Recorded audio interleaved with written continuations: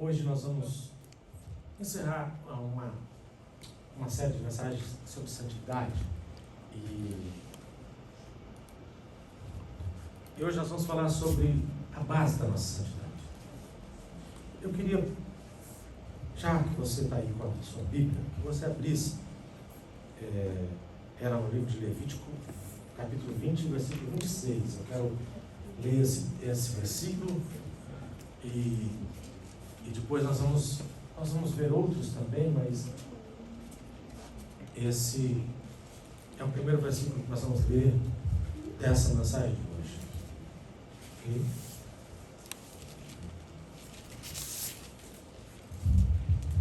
Levítico 20, versículo 26.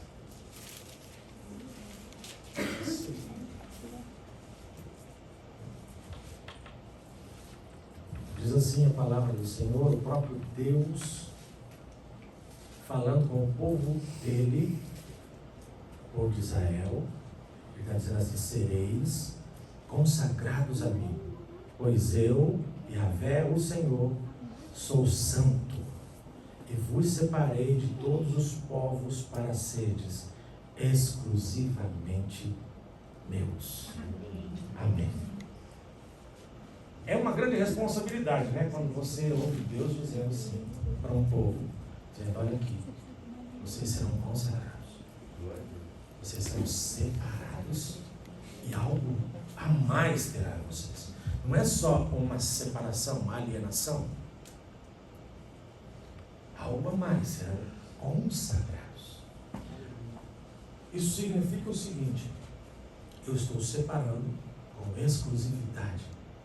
Estou separando para um propósito. Estou separando com um fim, com uma intenção. E aí ele diz: eu vos separei de todos os povos para seres exclusivamente meus. É incrível quando você olha para a história do povo de Deus, e você vê Deus levantando um povo que ele pretendia que fosse santo, que ele pretendia que fosse irrepreensível, que ele pretendia que fosse o suprassumo da criação, mas ele levanta a partir de Abraão, um homem que vivia numa casa que adorava outros deuses pagãos, cuja profissão da família era fazer postes ídolos de outros deuses. Aí Deus pega uma pessoa lá do meio dessa casa e diz: eu vou fazer um povo diferente a partir de um igual. Por isso que quando você olhar para a palavra santidade, você pode dizer para você: é possível. Quando Deus fala que a gente precisa ser santo porque Ele é santo, Ele fala de uma possibilidade que existe em nós. Porque Ele pegou e fez o início de um povo diferente a partir daquilo que era igual a tudo que acontecia. Então hoje, quando ele fala que você é santo, que você é justificado, que você é separado, que você é exclusivamente dele, Ele está dizendo uma coisa que é totalmente possível de acontecer. Então é muito importante que a gente entenda e parta do princípio de que a santidade, ela é totalmente possível, não é nada impossível, não é nada que Deus esteja pedindo que esteja lá na prateleira de cima, onde você não alcança. Não, é onde você alcança. Ele não vai pedir nada que não está no seu alcance. Ele não vai te deixar num contexto de vida que vai te atrapalhar ou que vai impedir você de atendê-lo, para depois dizer: você não conseguiu. Não é nada disso. Tudo que Deus pede para você, Ele te dá a condição e providencia um caminho para isso. Nós saímos da última mensagem entendendo que Deus é perfeitamente santo. Não foi isso que a gente... E a santidade de Deus precisa gerar um impacto em nós. Nós já vimos que existe uma ruptura, um buraco na nossa santidade. Nós já vimos que a santidade que Deus espera de nós é um caminho que precisa ser percorrido. E o mais importante de tudo, nós vimos que precisa haver intencionalidade na santidade. ou na santificação. Nós não seremos santos, não seremos santificados se não buscarmos isso, se não levarmos a sério isso. Nós somos pecadores que precisam de salvação, que precisam de justificação, que precisam de regeneração e que precisam de santificação. E isso vem do Senhor. Isso tudo vem do Senhor. Quando nós começamos esse culto de hoje, nós começamos dizendo que Ele é a fonte para todas as coisas. Nada acontece em nós que Deus não se moveu antes. Alguém já disse que até o desejo de adorar ao Senhor, olha isso, vem dele. Ele coloca em mim o desejo de adorá-lo. Ele coloca em mim a necessidade de buscá-lo. Então, nada que nós promovemos foi geração nossa, mas é resultado daquilo que Ele colocou dentro de você, que é o dunamis, que é a ação dele, que é o Espírito Santo, que está dentro de você. Porque se você não tiver o Espírito Santo, essa vontade, ela vai ser contrária, que é a vontade da carne, que é a vontade que é contrária à vontade de Deus, que é a vontade aos princípios, aos preceitos de Deus, é aquilo que me leva para para ficar mais distante de Deus a cada vez mais, cada dia mais.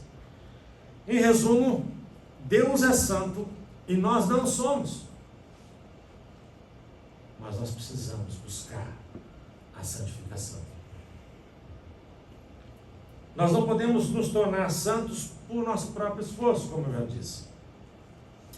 Nós carecemos, somos carentes da justiça, que é a retidão do Senhor, de que nós precisamos para estar diante de um Deus santo e ser dignos de entrar na eternidade com Ele.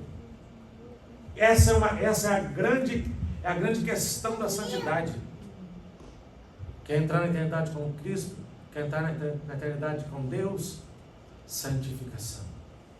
Sem ela, não veremos a Deus.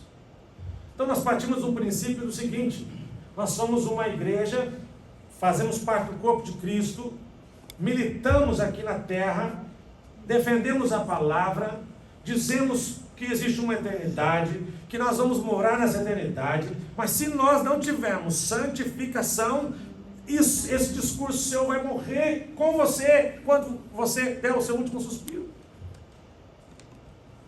Entenderam isso? Entenderam a gravidade da santificação? Entenderam a gravidade da santidade? Por isso que Deus pede isso de nós. Ele quer que nós sejamos parecidos com Ele. Ele diz: sede santos, que eu sou santo.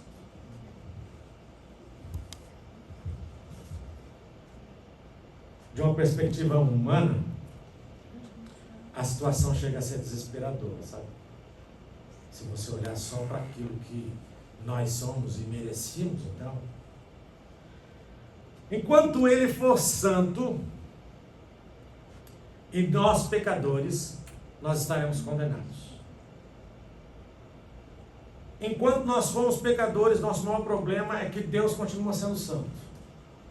E o santo e o pecado não conseguem se relacionar.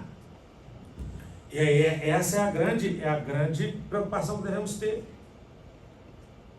Existe uma maneira de nos tornarmos justos por nós mesmos? Não. Hebreus 12:14 diz o que eu acabei de falar: esforçai-vos para viver em paz com todas as pessoas e em santificação, sem a qual ninguém verá o Senhor.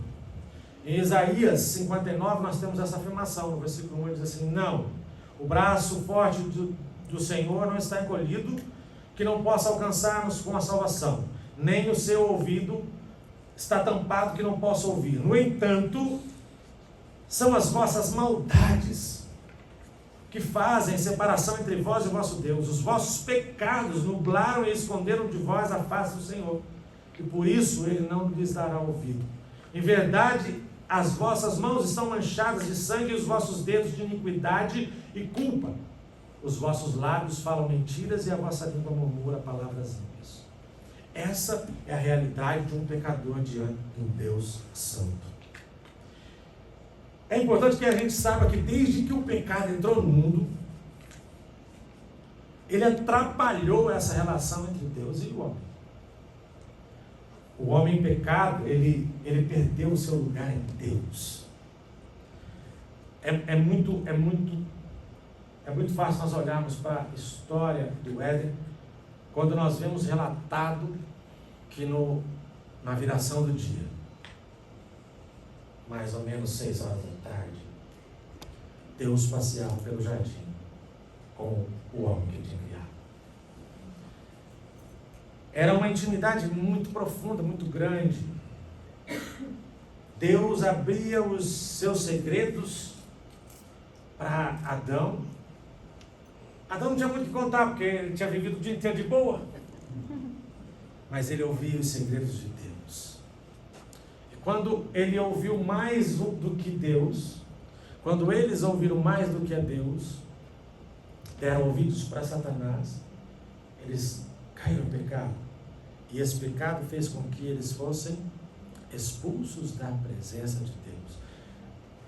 Quando a gente olha essa questão, quando a gente vê, a gente fala, poxa vida, Adão perdeu o Éden, né? Adão perdeu, era de boa, aí precisou ir trabalhar e tal. Esse não foi o grande problema de Adão. O grande problema de Adão é que ele perdeu aquilo que ele tinha com Deus toda a tarde. Todos os dias, ele tinha um lugar em Deus. Ele perdeu esse lugar em Deus. Agora não tinha mais um Deus revelando os seus segredos, os seus planos para ele, porque a Bíblia diz que Deus revela os seus segredos para aqueles que são íntimos dele. Agora não tem mais isso. Agora ele saiu da presença de Deus. O Adão perdeu o lugar dele em Deus. Mas Deus sempre esteve nos esperando de volta. Deus sempre esteve esperando o homem de volta para se relacionar. Mas para termos um relacionamento com Ele, nós precisamos trilhar com intencionalidade um caminho de santidade e buscarmos a salvação que precisamos, a justificação que precisamos e a santificação que precisamos. Deus, desde a eternidade passada, Ele sabia que o homem cairia. E Ele, desejando salvar os pecadores para a sua glória, Ele propôs uma maneira para que isso acontecesse. Mas como é isso? Como podemos ser declarados justos ou santos diante de um Deus tão perfeito? Como poderíamos pagar o preço que o nosso pecado merece e que a santidade de Deus exige? Porque o grande problema, eu já disse algumas vezes sobre isso, o grande problema da santidade de Deus, para nós, é o tamanho dela diante de nós. Porque às vezes você fala assim, mas isso aqui não é nada. O tamanho da ofensa não diz sobre o ofensor. Se ela é grande ou pequena, diz sobre o ofendido. A ofensa não é sobre o ofensor. Se ela foi grave ou se ela foi leve, é sobre o ofendido que nós estamos falando. Então, qualquer ofensa para Deus é uma grande ofensa. Porque Ele é perfeito, santo e não tem erro. Por isso que nós precisamos entender essas coisas. Quando algumas pessoas falam, isso não tem nada a ver. Você já ouviu falar? Tem muito nisso, né? Não, isso não tem nada a ver, né? Isso não tem nada a ver. Será que não tem mesmo? Será que não tem mesmo? Nós estamos falando de um caminho de santificação. Nós estamos falando de uma separação. Nós estamos falando de ser diferente, de ser exclusivo de Deus. E essa exclusividade, como que fica? Com quem nós temos dividido o trono do nosso coração?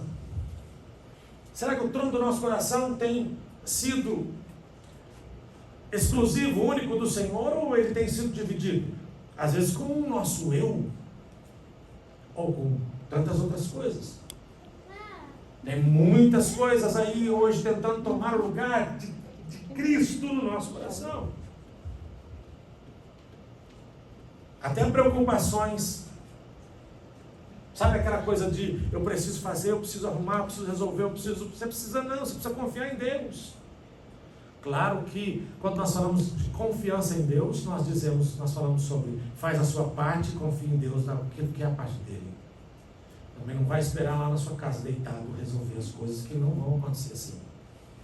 Só que tem um limite para cada um.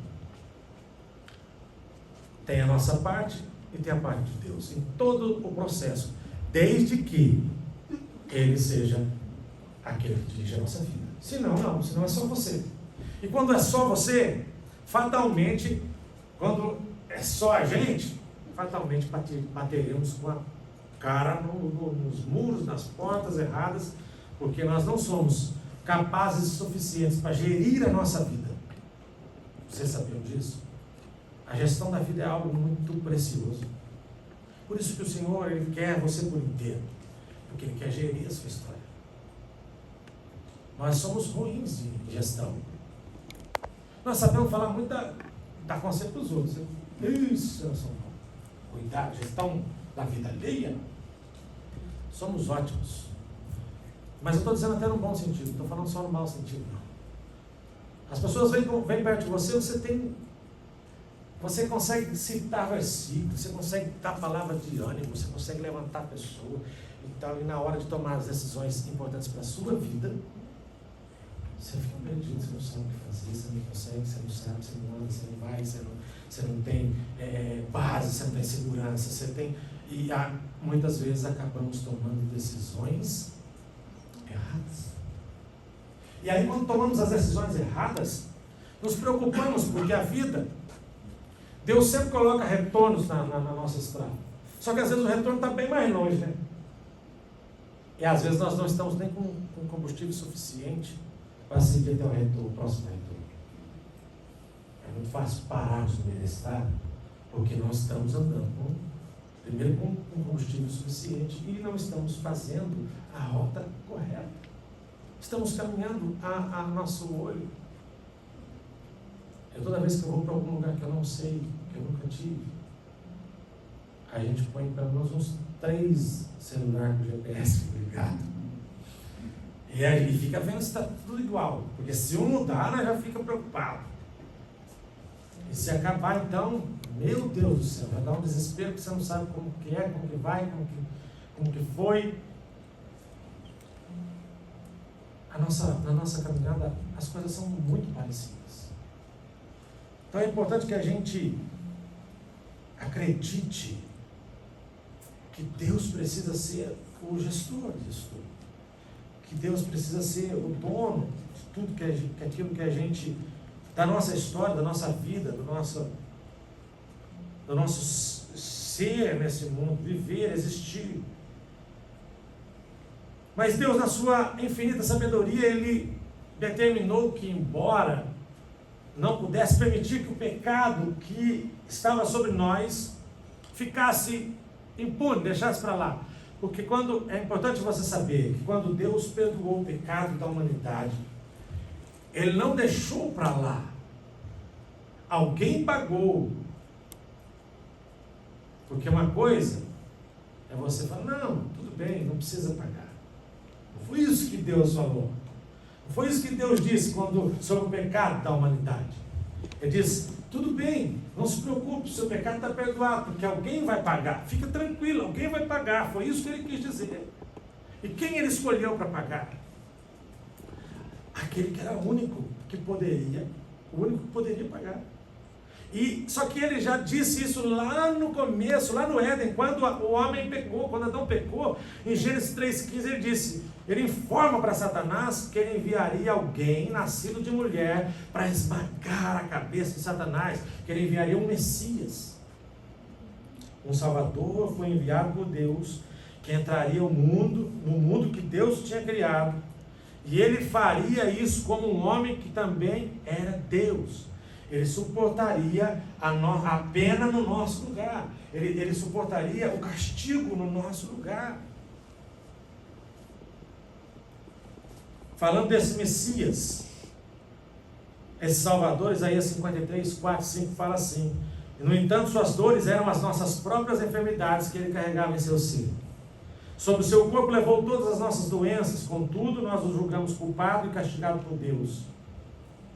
Mas de fato ele foi transpassado por causa das nossas próprias culpas e nossas transgressões. Foi esmagado por conta das nossas iniquidades, e o castigo que nos propiciou a paz caiu todinho sobre ele.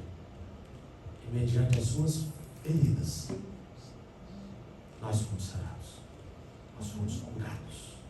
Então Deus envia alguém à terra para ser punido em nosso lugar. Ele precisava enviar. Pensa que agora Deus está resolvendo lá que ele precisa enviar alguém. Quem que pode ir? Quem iria? Aí os critérios eram o seguinte: esse substituto tinha que ter alguns requisitos altos para fazer a expiação, para fazer a troca da humanidade por uma pessoa. Tinha que ser alguém que tinha um gabarito alto, não poderia ser qualquer um. Ele não poderia enviar um anjo para fazer isso. Ele tinha que ser alguém que viveria uma vida perfeita, sem pecado, porque Deus tinha já instituído lá no começo como que funcionaria o sacrifício para perdão dos pecados. Então não podia ser diferente. Deus não podia mudar a regra agora. Então Deus disse que essa pessoa que vinha para substituir tinha que ser alguém que viveria uma vida inteira perfeita, sem pecado. Nenhum ser humano jamais havia feito isso. Nem mesmo Adão, que começou muito bem lá, com intimidade, ele teve sucesso. Mas além disso, o substituto tinha que estar disposto a ir e receber esse castigo. Uma das coisas que é muito, muito interessante você ver na história de Jesus é que ele não veio para ver o que ia dar, como a vida nossa é. Vamos seguindo aí, você sofre um pouco, você sabe, mas você não sabe o que tem lá para frente, se é ruim, se é bom, você vai. Se você soubesse que lá na frente só tem coisa ruim, você ia. Jesus sabia. Jesus sabia exatamente o que tinha sido reservado para ele. Ele veio, por causa disso ele ficou agoniado, ficou bravo, ficou chato o tempo inteiro na terra, os 33 anos que ele viveu. Vou morrer mesmo porque está aqui, porque eu vou morrer mesmo, por que você está falando comigo? Eu vou morrer mesmo. Se fosse um de nós, não ia ser assim? Rapaz, o que você quer comigo? Eu vou morrer, rapaz, para que eu vou morrer, daqui a pouco eu vou morrer. E aí? Eu não estou nem aí, vocês. Mas não, ele deixou para falar isso dias antes. Mas ele viveu 33 anos sem dizer isso, sem falar sobre isso. Ele só disse sobre o que aconteceria com ele porque ele precisava revelar todo o contexto da história. Mas aí você olha para um Jesus que aceitou ser substituto. Ninguém gosta de ser substituto. Já ouviu falar? Você já viu alguém dizer para você: eu vim substituir ele aqui com alegria? Não, o cara falou: rapaz, faltou para você substituir. O cara não veio, teve que vir.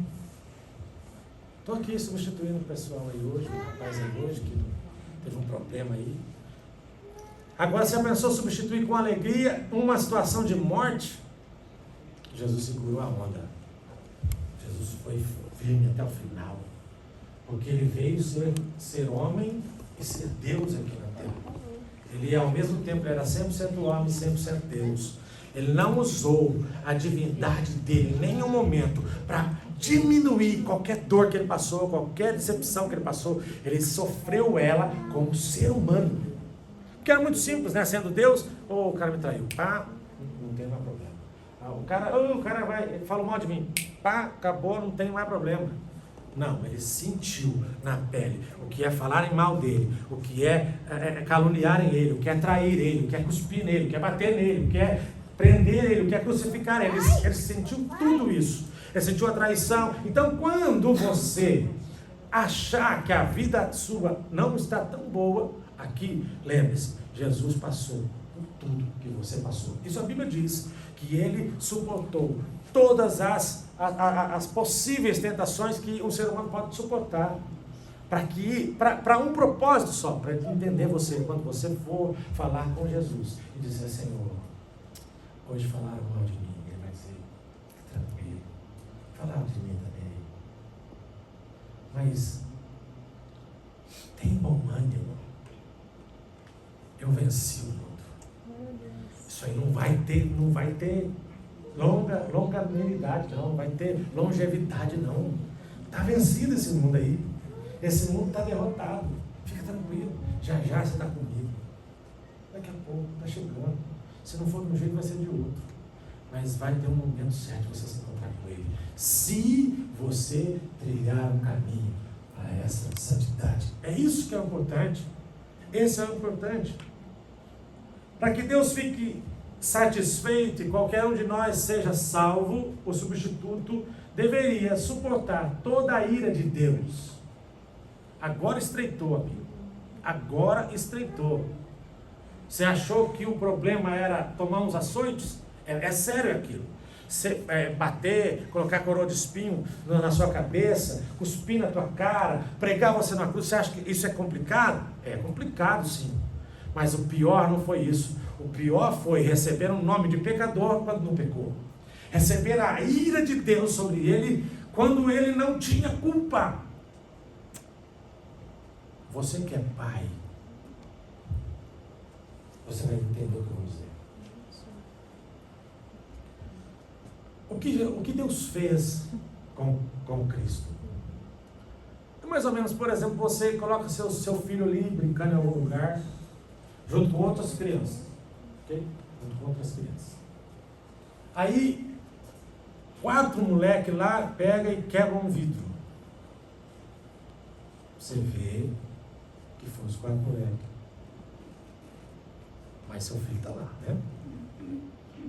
Aí o dono do vidro, da vidraça vem bravo. Todo mundo fala: como que foi? Essas crianças aí, que quebrando tudo, também fica chutando bola aqui. E aquelas coisas que todo mundo reclama sempre. Aí você pega e fala assim: foi meu filho. Gente, não faz nada para essas crianças. Não fala mais dessas crianças, não. Foi meu filho. Seu filho olha você fala: mas pai, não foi meu filho. Ele que foi o culpado disso aqui. Seu filho não tinha nada com aquilo. Seu filho só estava lá. Talvez seu filho tivesse ido levar uma aguinha lá para eles, um refrigério. Mas você fala para ele: olha, foi meu filho. Fica todo mundo tranquilo, ele vai pagar. Mas eu não. O filho veio para pagar a conta daquelas. Todas as outras pessoas que não tinham nada com isso. E sabe o que é pior? Quando você olha para essa questão, aquelas crianças que chutaram a bola, ou que quebraram a janela, olham para o filho e dão uma risada ainda, tiram onda, não está nem aí, dá de ombro, não quer saber, ignora, não entende.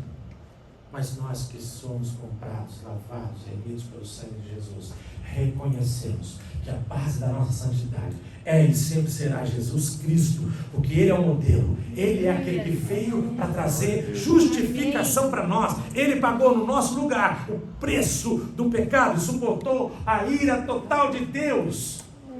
Quando Ele vai no Getsemane, Ele fala assim: Pai, tem um cálice aí para eu tomar. Era o cálice da ira de Deus, era onde estava todo o resultado do pecado. Porque o que acontece? Deus foi suportando a humanidade, foi suportando a humanidade. Deus estava por aqui, ó. Sabe quando o copo está cheio, você está por aqui? Deus estava por aqui da humanidade. Aí Ele pega e resolve descarregar no filho dele. Talvez você já fez isso alguma vez na sua casa. Já descarregou sobre o seu filho um problema que você está tendo no trabalho, um problema, e aí você chega e despeja tudo no filho. Ele não tem nada com aquilo. O que Deus fez para perdoar o seu pecado, o meu pecado, o nosso pecado, foi descarregar toda a ira, toda a raiva que Ele tinha da humanidade em cima do filho dele. Mas Ele era capaz, Ele era preparado para aquilo, Ele veio para isso mesmo, Ele sabia que Ele tinha que fazer isso. Se houvesse algum pecado que não fosse expiado, todos os outros pecados não seriam perdoados, o sacrifício não seria válido. Então, com a morte de Cristo na cruz, todos os pecados foram perdoados. A Bíblia diz que a penalidade por apenas um pecado ainda gera a ira eterna. Então, foi importante que a morte de Jesus Cristo, o sangue derramado na cruz, perdoasse todos os pecados, e todos foram perdoados. A lei de Deus, se ela for quebrada em algum lugar, nós seremos tão culpados como se tivéssemos quebrado ela em todas as partes. Então, entenda bem, havia um substituto adequado para aquilo. E o único que poderia atender esses critérios era Cristo, era Jesus o Cristo. Deus esvaziou toda a medida da sua ira por nosso pecado sobre Cristo. Que era sem pecado, tornou-se pecado por nós. Aquele que não merecia a ira, levou toda a ira sobre ele. E para provar que Deus aceitou esse pagamento em nosso nome, Cristo ressuscitou dos mortos 3 dias depois. E a sua ressurreição provou que Deus aceitou aquele sacrifício. Glória a Deus. Aí o que ele faz? Porque Cristo assumiu o nosso castigo, Deus não tem mais ira por aqueles que desejam ser salvos. O que ele fez? Deus pegou a justiça feita lá na cruz e colocou sobre cada um de vocês, sobre cada um de nós. Agora Deus pode olhar para nós como se fôssemos tão justos quanto Jesus Cristo.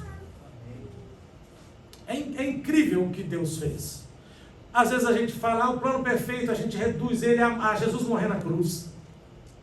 Mas o que isso gerou de condições e probabilidades para nós são incríveis.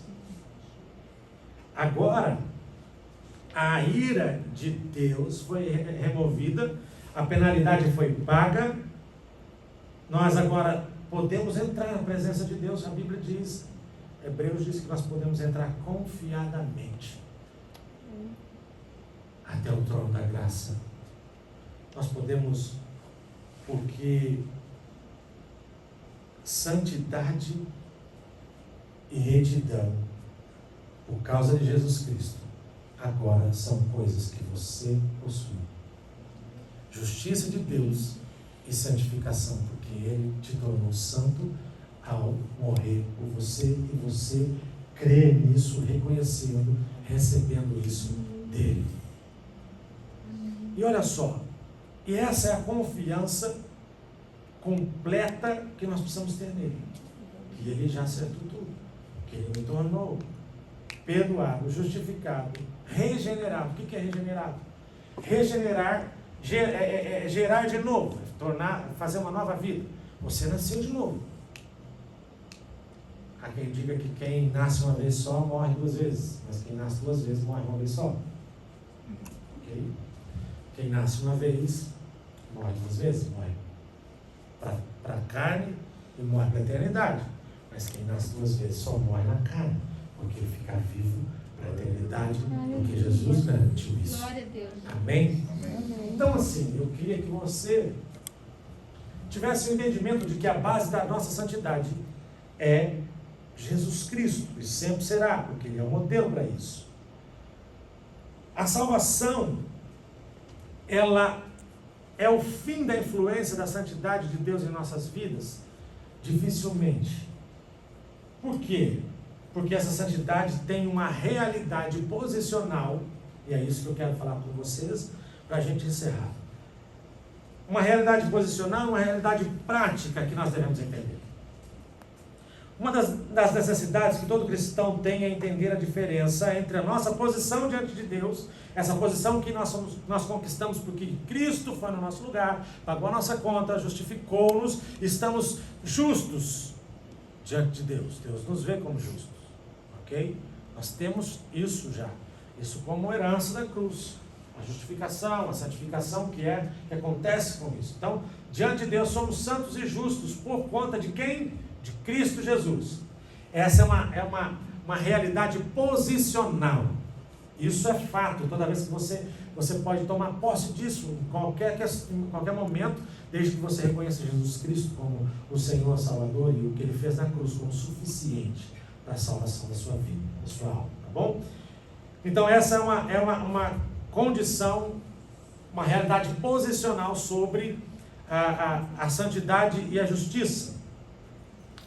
E existe a diferença entre a nossa posição diante de Deus e a nossa prática de fé. É aí que eu quero desafiar você nessa manhã. Santidade é a distinção do cristão por meio da qual Deus nos separou do pecado e nos separou para si mesmo. Nós começamos essa mensagem dizendo que Ele nos fez exclusivamente dele. Então Deus nos separou para Ele. Justiça é a declaração do fato de que em Cristo estamos bem para com Deus, estamos em paz com Deus.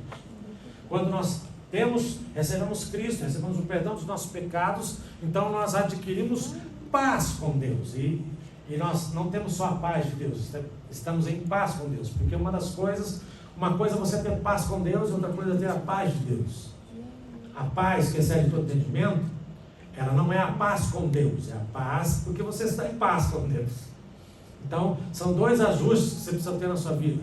A paz com Deus é isso, estar bem com Deus. Estar bem com Deus é quando eu me arrependo de todos os meus pecados e me apresento arrependido e, no entanto, quem se arrepende recebe perdão.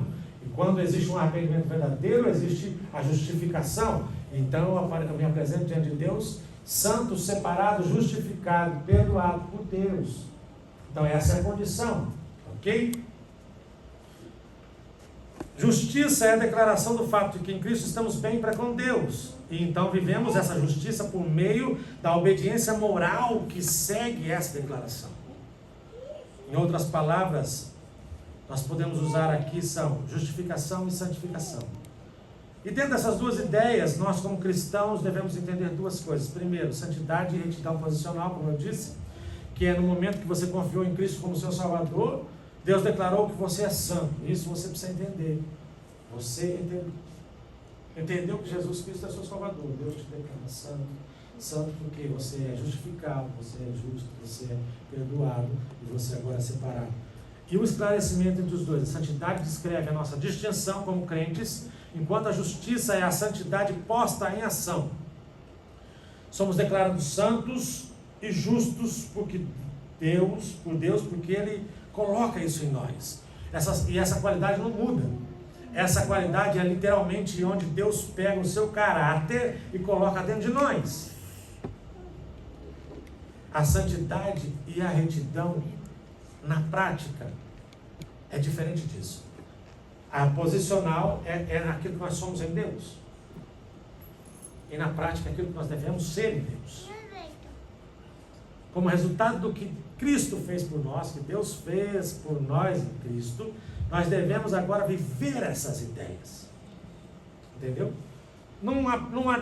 Se você se formar em alguma coisa, em alguma área,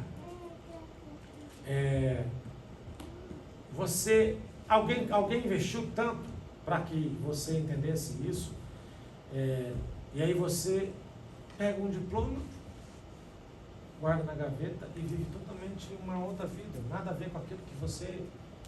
Cara, alguém investiu naquilo e você agora não pratica aquilo. Tem muita gente que faz isso. Se forma por diversas razões em uma área e vai trabalhar com outra coisa, vai viver outra vida, vai viver nada a ver com aquilo e aquilo está lá engavetado. É mais ou menos isso, que essa é a diferença entre a santidade e a retidão posicional e a santidade e a retidão na prática. Agora é imperativo que nós, como crentes, vivamos e agimos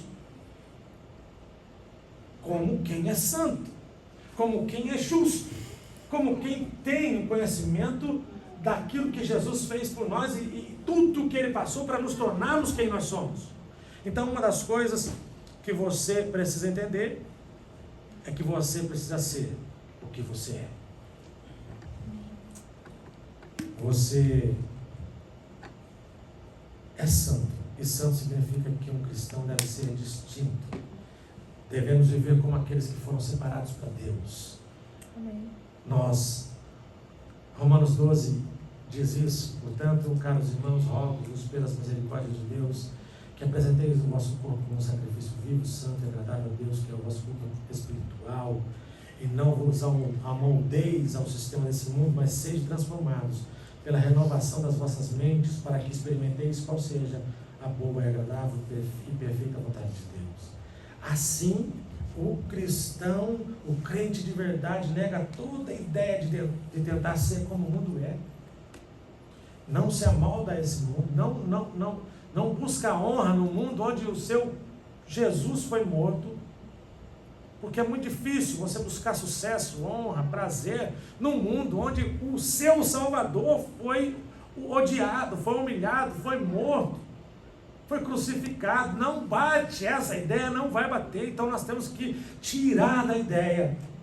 Eu não estou dizendo que você não tem que buscar o melhor para a sua vida, para a sua história, para a sua casa, para a sua família, um trabalho melhor, uma condição melhor de vida. Não estou dizendo nada disso. Eu estou dizendo que você não pode se apegar a isso. Isso não pode ser o seu movimento principal na sua história. O movimento principal da sua história é correr para perto de Deus o mais rápido possível, o mais santo possível que você puder ser, o mais separado possível. Esse é o movimento que nós devemos ter como cristãos em todos os dias, em todos os momentos. E não tentar ser como o mundo. Nós também devemos também viver nossa vida moralmente, de maneira a mostrar que fomos feitos bem para Deus, que Deus melhorou a gente, então agora nós vamos viver uma vida justa. E não é uma justiça própria, não é arrogância ou orgulho, é uma moralidade que se reflete em nossa obediência aonde? As Escrituras, a palavra de Deus, aquilo que rege a sua vida, aquilo que a Bíblia diz é o que é, e é o que precisa acontecer. Não, nada fora da Bíblia é para ser aceitado. Não pode. Um dos erros que os cristãos estão cometendo. E isso é muito comum. É muito comum. Você quer ver uma amostra disso? Tem vários pastores que colocam caixas de perguntas nos stories do Instagram, do Facebook. E as perguntas lá são muito de o que eu posso fazer? O que eu posso fazer? O que eu posso fazer? Eu posso beber? Eu posso ir na balada? Eu posso comemorar Halloween? Eu posso não sei o quê? É só isso. O que eu posso? O que eu posso? O que eu posso? E esse é um dos erros que os cristãos estão cometendo, é tentar descobrir o quão perto nós podemos chegar da cerca divisória do mundo e não pisar no mundo a ponto de ficar bem com Deus. Onde que é o limite? Onde que é o limite? É a mesma coisa que está dizendo isso. Até onde eu posso ir? Quando, na verdade, a pergunta deveria ser: o que eu posso fazer para ser mais santo hoje? O que eu posso fazer para ficar mais perto de Deus hoje? O que eu posso buscar? Além da Bíblia, o que mais eu posso fazer para que eu possa ser mais parecido com Cristo? Não tem essa pergunta. Se você encontrar algum dia alguém fazendo essa pergunta aí, mostra para mim que eu quero tirar o que eu estou dizendo aqui. As perguntas são sempre: até onde eu posso ir e ainda ficar bem com Deus? Porque o negócio é ficar bem com Deus. Ficando bem com Deus, eu vou para o céu. Eu indo para o céu, está tudo certo. O resto, só que é o seguinte: não é assim. Não dá para ser assim. Assim não adianta. Assim, sabe o que vai acontecer? Você vai perder tempo. E mais, vai perder a sua eternidade. Aí é perder muito tempo, hein? Perder a eternidade é perder muito tempo. Santidade e retidão, então, nos ensinam que a questão não é tentar descobrir onde o compromisso moral é aceitável. Essas qualidades nos ensinam que sempre fazemos a pergunta: como esse comportamento, atitude, escolha, ou estilo de vida, ou reação me ajuda a ser mais semelhante a Cristo? Como eu faço para viver uma vida mais igualitária, mais parecida, mais que expresse mais o que Cristo é?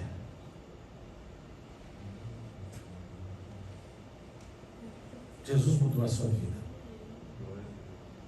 E viver essa vida a cada momento de cada dia é uma obrigação sua.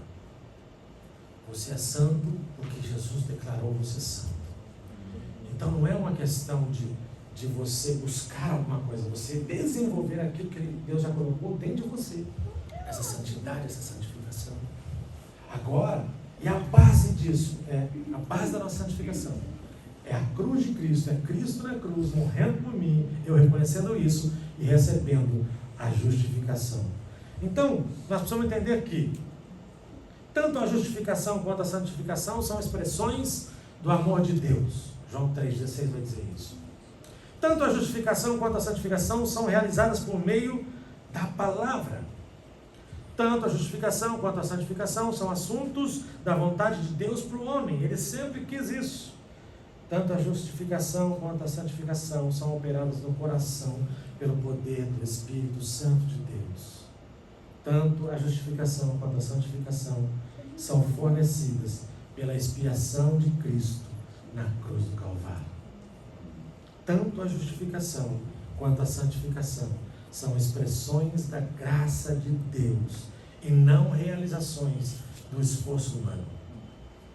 E tanto a justificação quanto a santificação são trazidas ao coração de cada indivíduo em resposta à fé que ele tem. Por isso que precisa ter intencionalidade. Por isso que precisa ter decisão. Acreditar e desejar que essa santidade flua em você todos os dias. Amém. Que você viva o que Paulo orou em 1 Tessalonicenses 5:23, que diz assim: que o próprio Deus da paz vos santifique integralmente.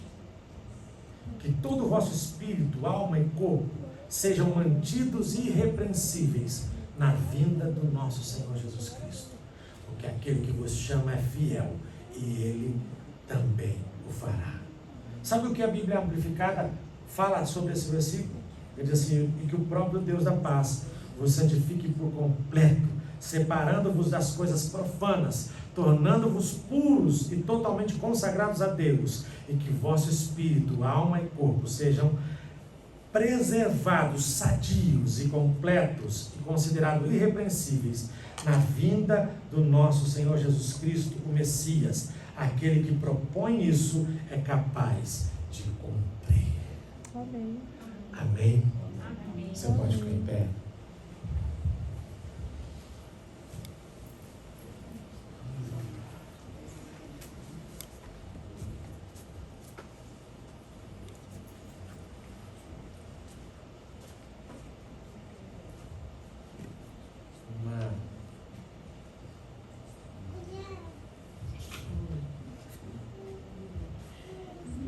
Uma das coisas que nós precisamos entender que essa santificação, essa santidade só vai acontecer se nós morrermos para esse mundo, morrermos na cruz, se nós renunciarmos o próprio eu.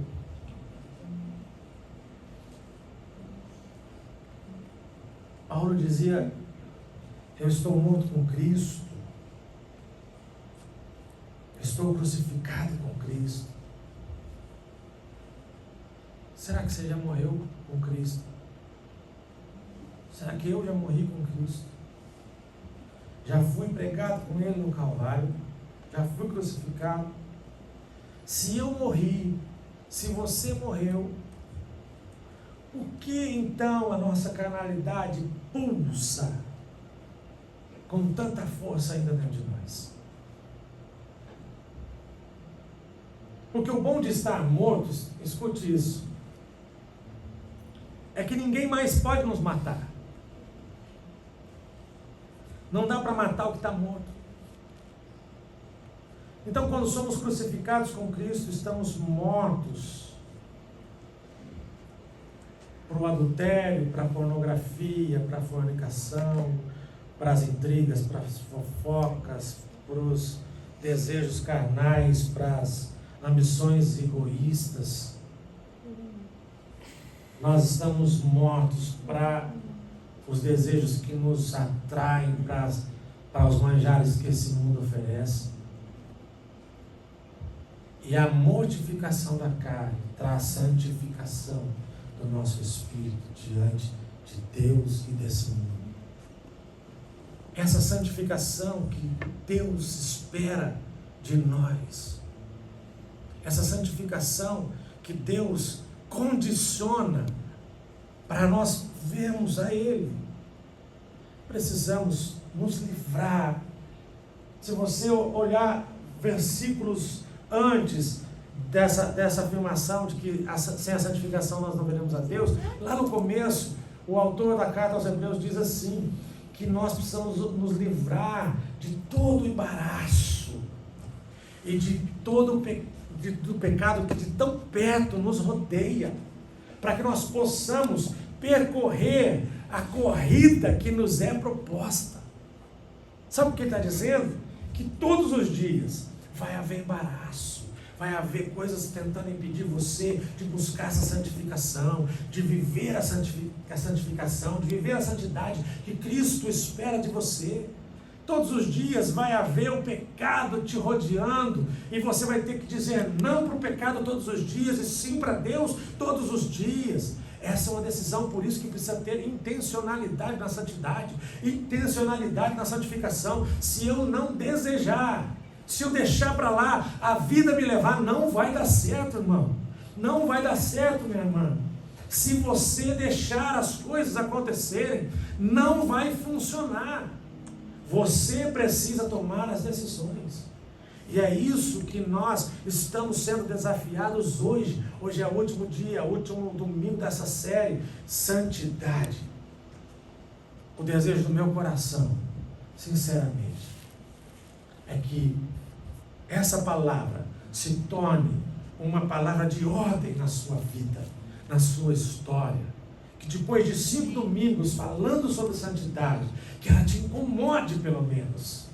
Sabe, a ponto de você se preocupar, de você se perguntar, Senhor, como que eu estou indo, Senhor? Feche teus olhos. Pai querido, nós estamos diante da Tua palavra. Ah, Senhor, a melhor palavra que existe é a palavra que nos confronta. Nós sabemos que o Senhor nos traz aqui para falar para nós onde está errado, não é para nos elogiar, para nos elogiar não precisava nos trazer aqui. O Senhor nos traz aqui para dizer onde precisamos corrigir, porque o Senhor corrige aqueles que o Senhor ama. É por isso, Senhor, que a palavra nos corta, que a palavra nos confronta. Ah, Deus, eu te louvo por isso, porque um dia, Senhor, que a tua voz cessar e, Senhor, e começar só bajulação, só elogios, algo estará errado, Senhor, porque somos errantes.